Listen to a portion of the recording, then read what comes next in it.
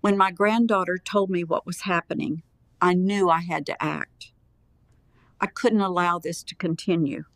I need to report a situation with my granddaughter. I have evidence that something is happening at home.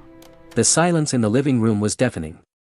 Margaret, 67 years old, held her trembling 6-year-old granddaughter Emma in her arms while tears rolled uncontrollably down her weathered cheeks. The little girl, with her messy brown hair and big green eyes full of confusion, didn't understand why her grandmother was crying so heartbreakingly. "Grandma, why are you sad?" Emma murmured in her innocent little voice, gently stroking Margaret's face with her small hands. Margaret closed her eyes tightly, trying to contain the torrent of emotions that threatened to destroy her completely. She had just hung up the phone after the most difficult conversation of her life. A conversation that would change everything forever. "I'm not sad, sweetheart," Margaret lied, her voice broken by pain. "Grandma is very proud of you." But the truth was much darker. Margaret had just done something she never thought she would have to do. She had called the police to report her own son. 3 days earlier, it had all started on a Tuesday afternoon when Emma arrived at Margaret's house as she always did after school. The little girl had been living with her father, David, since her mother died in a car accident 2 years ago. Margaret, being the only family Emma had left, had become her safe haven 3 afternoons a week. That day, however, something was different. Emma, who normally ran into her grandmother's arms with a radiant smile, stood at the door, looking down with an expression Margaret had never seen on her face before. "Emma? What's wrong, honey?" Margaret asked, crouching down to her granddaughter's level. The girl didn't respond immediately. Instead, she slowly approached and clung to Margaret's apron as if it were a lifeline in the middle of a storm. "Grandma," Emma whispered, "is it wrong that I don't want to go home?" The words hit Margaret like a punch to the stomach. Emma had always been a cheerful girl, despite the tragedy that had marked her short life. Hearing her express those kinds of feelings was completely unusual. "Why do you say that, little one?"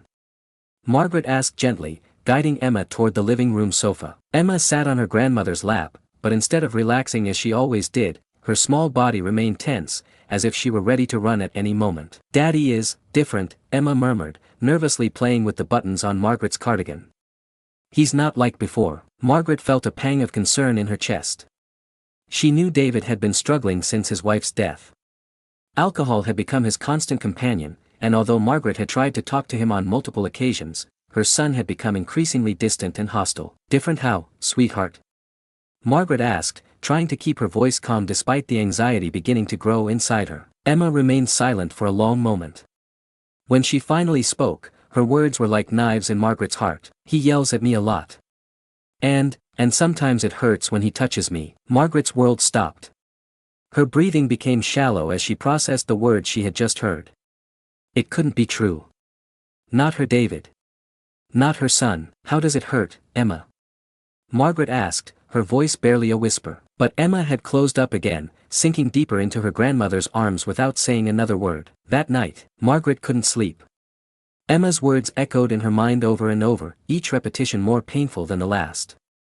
She got up from bed several times to check on Emma, who was sleeping in the guest room, and each time she saw her small peaceful face on the pillow, she felt a mixture of protective love and burning rage that she didn't know how to handle. At 3 in the morning, Margaret found herself sitting in her kitchen, with a cup of cold tea between her hands, staring at the phone resting on the table. She knew she had to do something, but the magnitude of the situation paralyzed her.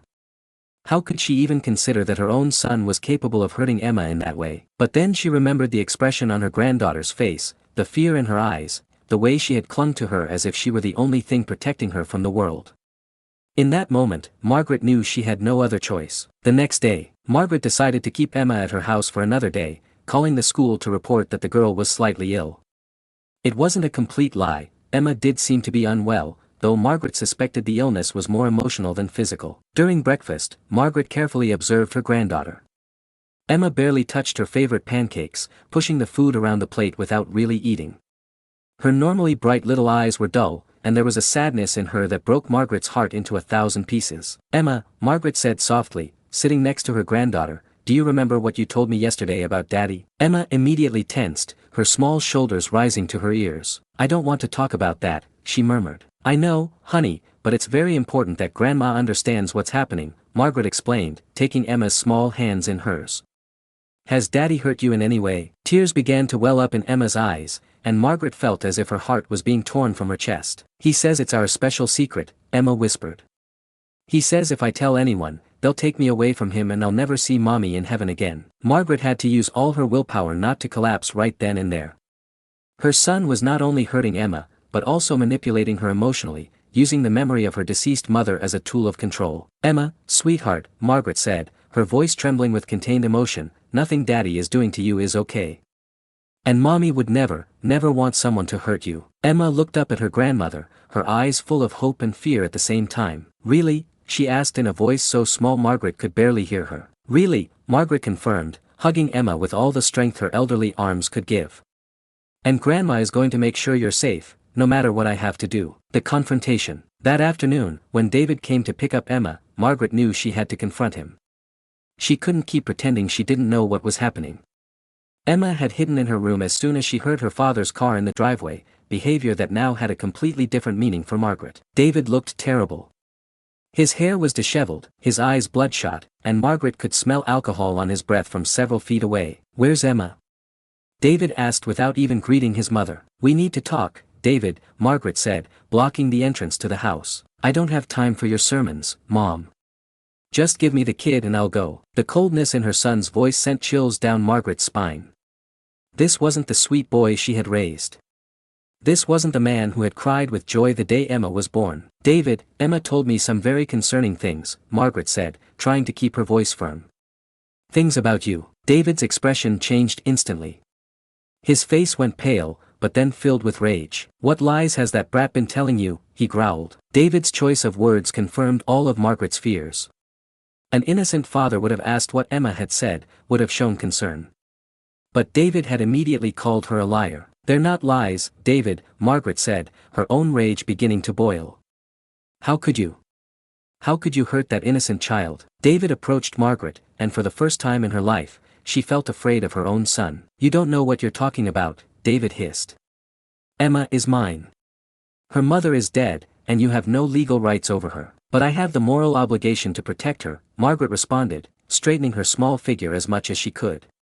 "And that's exactly what I'm going to do." David laughed, but it was a cruel laugh without humor. "And what are you going to do, old woman? Call the police? Who's going to believe them? A desperate old lady or a grieving father?" The moment of truth. After David left empty-handed, threatening to return with police to take Emma by force, Margaret found herself at the most difficult crossroads of her life. She knew what she had to do, but she also knew the consequences would be devastating for the entire family. Emma had come out of hiding after David's car disappeared down the street, and now she was sitting on the couch, drawing in a notebook with crayons. Margaret observed the girl's drawings for the first time with different eyes. The figures she had previously interpreted as abstract children's art now had sinister meaning. There were drawings of a large, threatening figure next to a small one, images of tears and dark colors that dominated the paper. "Emma," Margaret said softly, sitting next to her granddaughter, "are these drawings about you and Daddy?" Emma nodded without looking up from the paper. "Can you tell Grandma exactly what Daddy does that hurts you?" What Emma told her in the next few minutes was enough for Margaret to know she had no other choice. The innocent words of her granddaughter described a reality that no child should ever experience. If this story is impacting you as much as it's impacting me while I write it, please let me know in the comments what you think Margaret should do. Do you think she's making the right decision? Don't forget to subscribe so you don't miss the next chapter where we'll discover what happens when Margaret makes the most difficult decision of her life, and share this video if you think more people need to hear this story about the power of a grandmother's love. Your engagement helps me continue telling these important stories. The impossible decision. With Emma's revelation still echoing in her ears, Margaret slowly walked toward the phone. Each step felt like walking through thick molasses. Her legs trembled, not from age, but from the magnitude of what she was about to do. She dialed the number she never thought she would have to dial, 911. 911, what's your emergency? The operator responded in a professional voice. Margaret opened her mouth, but no words came out. How is someone supposed to say the words she was about to say? Hello? Is anyone there? The operator asked. Yes, Margaret finally managed to whisper.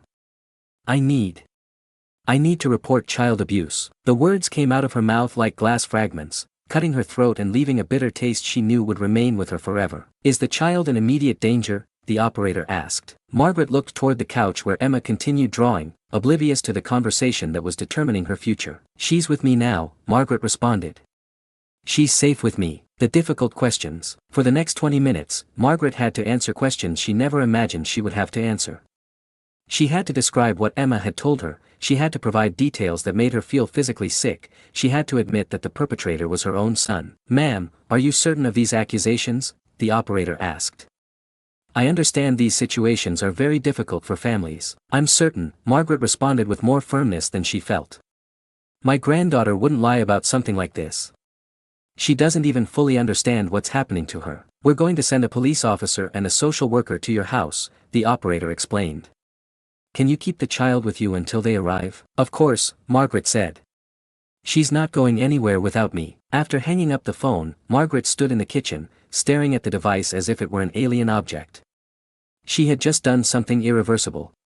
She had just set in motion a series of events that would change Emma's life forever, and possibly destroy her family. But when she looked toward the couch and saw Emma, so small and defenseless, she knew she had made the only decision she could make. The wait, the 45 minutes that elapsed between the phone call and the arrival of the authorities were the longest in Margaret's life.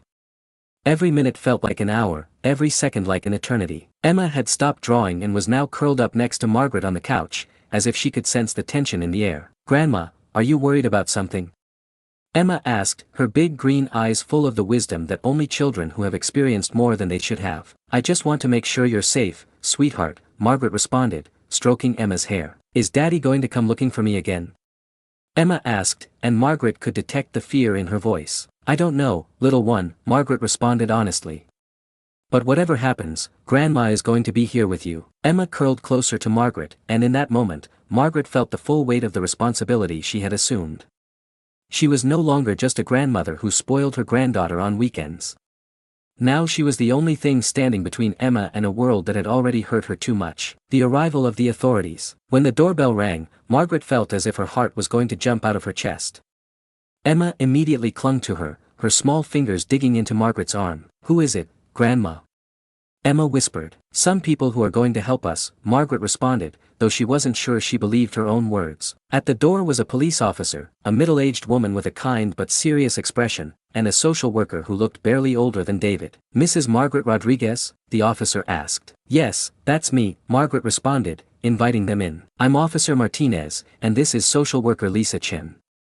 We understand you made a call about possible child abuse." Emma hid behind Margaret, clearly frightened by the presence of strangers in the house. "Yes," Margaret confirmed. "It's about my granddaughter, Emma." The interrogation. What followed was one of the most difficult experiences Margaret had lived through. They had to separate Emma from her so the social worker could speak with the girl alone, something that broke Margaret's heart but that she knew was necessary. Meanwhile, Officer Martinez asked detailed questions about the accusations, about David, about the family situation in general. Margaret had to admit that she knew about her son's alcoholism problems, but that she had never suspected he could hurt Emma in that way. "Why did you decide to call today?" Officer Martinez asked. "Because my granddaughter finally trusted me enough to tell me the truth," Margaret responded. "And because I realized that if I didn't do something now, it might be too late." Margaret could hear the soft voices of Lisa Chen and Emma from the other room, but couldn't make out the words. Every minute that passed felt like torture. The confirmation. When Lisa Chen returned to the living room, her expression had changed. There was no longer the professional caution of someone who might be dealing with a false alarm.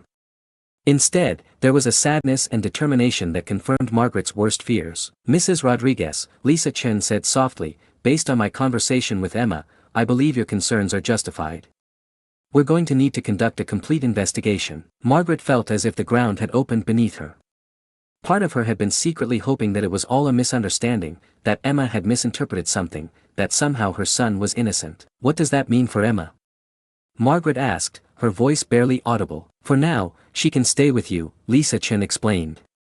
"But we're going to need to make temporary legal arrangements to ensure she's protected while the investigation is conducted." The weight of the decision. That night, after the authorities left with promises to return the next day to continue the investigation, Margaret found herself alone with Emma in a house that felt completely different. Everything had changed in the space of one day. Emma had been surprisingly resilient throughout the entire process, answering Lisa Chen's questions with honesty that broke hearts. But now, as she prepared for bed, Margaret could see the cracks in that brave facade. "Grandma," Emma said as Margaret tucked her into bed, "did I do something wrong by telling you about Daddy?" The words hit Margaret like a hammer. Her granddaughter, who had found the courage to speak about her abuse, was now blaming herself for the consequences. "No, sweetheart," Margaret said firmly, sitting on the edge of the bed. "You did absolutely nothing wrong. Telling me the truth was the bravest thing you could have done." "But Daddy is going to be very angry with me," Emma whispered, tears beginning to roll down her cheeks. "Daddy can't hurt you anymore," Margaret promised, though she wasn't completely sure how she could keep that promise. "Grandma is going to make sure of that." Emma remained silent for a long moment, and Margaret thought she had fallen asleep. But then, in a voice so small Margaret had to lean in to hear her, Emma said, "Is Mommy angry with me for hurting Daddy?" Margaret felt as if her soul had been ripped from her body. Her granddaughter, who had been a victim of abuse, was worried about hurting her abuser. She was worried about her dead mother's reaction. The level of psychological manipulation David had exercised over Emma was deeper than Margaret had imagined. "Emma, look at me," Margaret said, taking her granddaughter's small face in her hands. "Mommy loves you more than anything in the world. And the only thing Mommy would want is for you to be safe and happy. She would never, never be angry with you for telling the truth." Reality begins to sink in. During the following days, Margaret began to understand the true magnitude of what she had set in motion. David was arrested and faced serious charges. Local media found out about the story, and Margaret had to deal with reporters who wanted to ask questions about her family. Emma began going to therapy with a child trauma specialist, and slowly, more details about the abuse came to light. Each new revelation was like another nail in the coffin of the family Margaret once knew. But the hardest thing of all was dealing with her own guilt.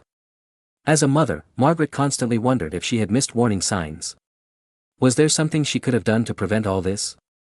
Had she failed as a mother in raising a son capable of such cruelty? The strength of a child. Despite everything that had happened, Emma showed resilience that amazed everyone who knew her. Some days were harder than others. There were nightmares, anxiety episodes, and moments when she completely shut down. But there were also moments of pure childish joy that reminded Margaret that, despite everything, Emma was still a child. There were afternoons when they laughed together while baking cookies, mornings when Emma woke up with a smile, nights when they cuddled together to watch movies. "Grandma," Emma said one afternoon while coloring at the kitchen table, "do you think I'll ever be normal again?" The question broke Margaret's heart, but also filled her with iron determination. "Sweetheart," Margaret said, kneeling next to Emma's chair, "you're already perfect exactly as you are. And we're going to work together to make sure you feel safe and happy again." Emma smiled, and in that smile, Margaret saw hope. She saw the possibility of healing. She saw a future where her granddaughter could be truly happy. The weight of love. As Margaret reflected on everything that had happened, she realized she had learned something fundamental about love. True love wasn't always easy. Sometimes, love required making impossible decisions. Sometimes, love meant hurting the people you loved to protect those you loved even more. She had lost her son, perhaps forever. David would probably never forgive her for what she had done. But she had saved her granddaughter, and that was worth any price she had to pay. Emma had fallen asleep on the couch, curled up with her favorite blanket and her teddy bear. Margaret watched her sleep, her small chest rising and falling rhythmically, her face peaceful and free from the worries that had tormented her for so long. In that moment, Margaret knew she had made the right decision. No matter how difficult the road ahead was, no matter what challenges they would face, Emma was safe, and that was all that mattered. The phone rang, interrupting her thoughts. Margaret got up quietly to answer, being careful not to wake Emma. "Hello," she whispered. "Mrs. Rodriguez, this is Lisa Chin. I have news about the case." Margaret felt as if her heart stopped. She knew this call would change everything again. But this time, she was ready. This time, she knew that no matter what came, she and Emma would face it together. "I'm listening," Margaret said, preparing for the next chapter of their new reality. Margaret and Emma's story was just beginning.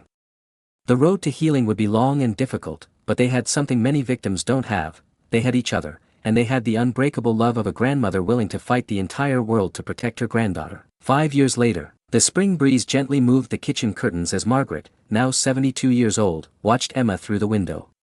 Her granddaughter, now 11 years old, was in the backyard pushing her adopted sister, Sophia, age 7, on the swing that Margaret had installed the year before. The girls' laughter filled the air, a sound Margaret never tired of hearing. 5 years ago, she never would have imagined they would reach this moment of peace and happiness. "Grandma! Come see how high I can swing!" Emma shouted from the garden, her voice full of the pure joy that only children can have. Margaret smiled, drying her hands on her apron. At 72, each day was a gift, but especially days like this, when she could clearly see how much they had all healed. Sophia had come into their lives 2 years ago, a girl who had also needed a safe home after her own traumatic situation.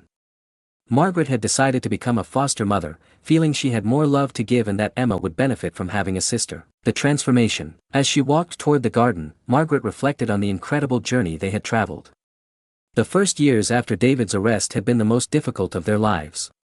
The therapies, the court hearings, Emma's nightmares, the moments of doubt when Margaret wondered if she had made the right decision. David had been sentenced to 15 years in prison. During the trial, Margaret had testified against her own son, each word like a knife in her heart, but necessary to ensure Emma was protected. David had never forgiven her for betraying him, as he had expressed in the only letter he had sent her from prison. But Margaret had found peace in her decision. Every day she saw Emma smile, every night the girls slept peacefully, every moment of joy they shared, confirmed that she had done the right thing. Emma's growth. Emma had flourished in ways Margaret never would have believed possible. With years of therapy, lots of love, and the stability of a safe home, the traumatized girl had become a confident and compassionate preteen. "Grandma, will you push me too?" Sophia asked when Margaret approached the swings. "Of course, honey," Margaret responded, taking her place behind Sophia's swing. Emma jumped from her swing and sat on the grass, watching her grandmother and adopted sister with a smile that lit up her entire face. "Grandma," Emma said thoughtfully, "do you ever regret what you did?" It was a question Emma had asked several times over the years, especially during her therapy sessions when dealing with complex feelings about her father and the family situation. Margaret stopped Sophia's swing for a moment and sat on the grass next to Emma. "No, sweetheart," Margaret responded with absolute certainty. "Not a single day have I regretted protecting you. It was the most difficult decision of my life, but also the most correct one." Emma nodded, no longer with the uncertainty of a small child, but with the mature understanding of someone who had lived through more than she should have, but who had found a way to heal. "The wisdom of experience. Do you know what I've learned in these years?" Margaret continued, stroking Emma's hair that now reached her shoulders. "I've learned that true love sometimes requires courage. It requires making difficult decisions. And it requires putting the safety and well-being of the people we love above everything else, even above our own feelings." Sophia, who had been listening quietly, approached and sat on the other side of Margaret. "Like when you brought me to live here, right, Grandma?" Sophia said. "Even though you knew it would be difficult to take care of two girls." Margaret laughed softly, hugging both girls. "You two are not a burden," she said. "You are my greatest blessings." The legacy of courage. Emma had begun participating in a support group for child abuse survivors, where her story inspired other children to speak about their own experiences. Despite her young age, she had become a powerful voice for others who had gone through similar situations. "Next month I'm going to speak at that conference for social workers," Emma told Margaret. "I want to tell them about the importance of having adults who really listen to children." Margaret felt immense pride hearing her granddaughter's words. Emma had taken her traumatic experience and turned it into a way to help others. "And what are you going to tell them?" Margaret asked. "I'm going to tell them that there are adults who will believe you when you tell them the truth," Emma responded confidently. "And that there are grandmothers who will fight for you no matter what it costs." Redemption through love. Sophia, who had been playing with a ladybug she had found in the grass, looked up at Margaret. "Grandma, do you think my birth mother forgives me for being happy here?" she asked with the innocence that only children have. It was a heartbreaking question, similar to those Emma had asked years earlier about her own deceased mother. "Sophia, sweetheart," Margaret said gently, "mothers who love us want us to be happy and safe, no matter where we are. Your birth mother, wherever she is, wants you to have a life full of love." The circle of healing. That afternoon, as they prepared dinner together, a tradition they had maintained for years, Margaret watched her two girls working as a team. Emma teaching Sophia how to cut vegetables safely, Sophia telling Emma about a book she was reading at school. They had created an unconventional family, but a true family. A family forged not by blood, but by choice, love, and the determination to create something beautiful from difficult circumstances. "You know what?" Margaret said while stirring the sauce on the stove. "I think we should have a movie night after dinner." "Yes," both girls shouted in unison. "But this time, I choose the movie," Emma added with a mischievous smile. "As long as it's not a horror movie," Sophia protested. "Last time I couldn't sleep all night." Margaret laughed, watching the normal interaction between sisters. These moments of everyday normalcy were the ones she treasured most. The letter. After dinner, while the girls were in the living room watching a movie, Margaret went to her bedroom and opened the drawer of her nightstand. There, next to some old photographs and jewelry she had inherited from her mother, was a letter she had been writing for months but never finished. It was a letter to David. Margaret sat on her bed and continued writing. David, it's been 5 years since I made the decision that changed our lives forever. I know you hate me for what I did, and I understand your pain. But I want you to know that Emma is flourishing.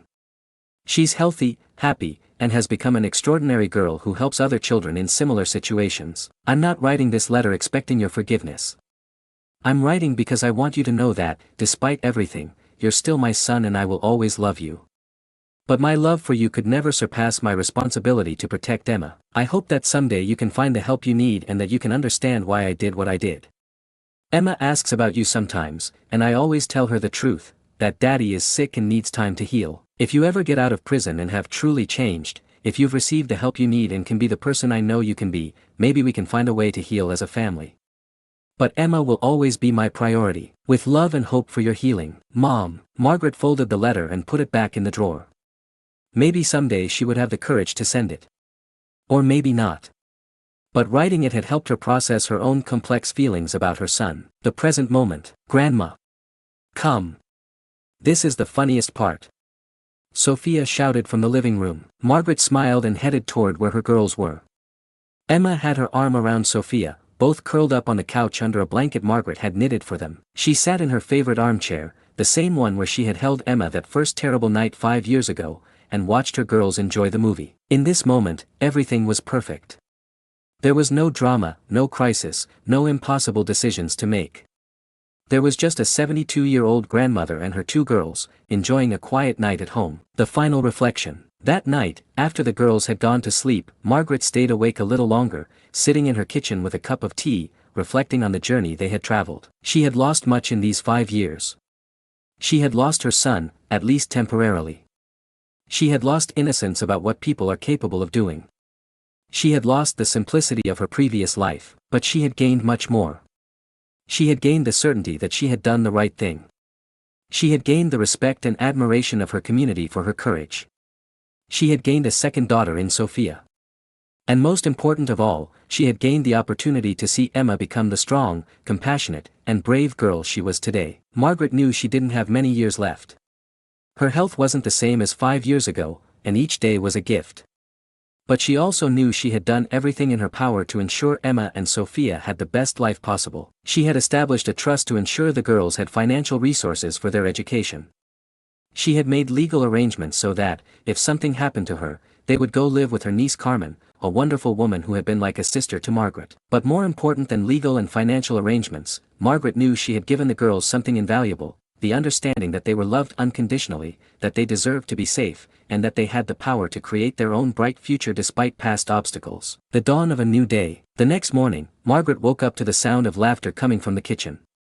She got up slowly and found Emma and Sophia preparing breakfast together, trying to surprise her. "Good morning, Grandma," they said in unison when they saw her appear in the kitchen doorway. "We're making heart-shaped pancakes," Sophia explained proudly. "Because we love you so much," Emma added, giving Margaret a hug. In that moment, Margaret knew her legacy was secure.